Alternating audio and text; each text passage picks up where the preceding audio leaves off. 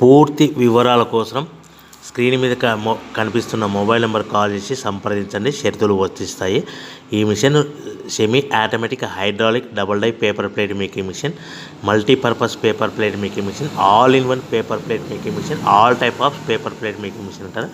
ఈ మిషన్లో మనకు 2 రకాల బఫే ప్లేట్ తయారు చేసుకోవచ్చు. ఒకటి సర్కిల్ బఫే ప్లేట్లు కానీ, లేదంటే ఎక్స్ట్రా డై కొనుక్కొని మనకు zigzag round diamond cutting buffet ప్లేట్లు కూడా తయారు చేసుకోవచ్చు. అట్ ద సేమ్ టైం హోటల్లో పార్సల్ కట్టే పల్చటి పతల గోల్డ్ ప్లేట్స్ కానీ, సిల్వర్ ప్లేట్స్ కానీ మనం ఎక్స్ట్రా డై కొనుక్కొని మనకి ఈ ప్లేట్ తయారు చేసుకోవచ్చు. అదేవిధంగా ఈ మిషన్లో టిఫిన్ ప్లేట్లు అని, స్నాక్స్ ప్లేట్స్ అని 7 ఇంచుల నుంచి 10 ఇంచుల డై ఎక్స్ట్రా డైలు కొనుక్కొని ఈ మిషన్లో మనం తయారు చేసుకోవచ్చని మీకు అందరికీ సలహా ఇస్తున్నాను.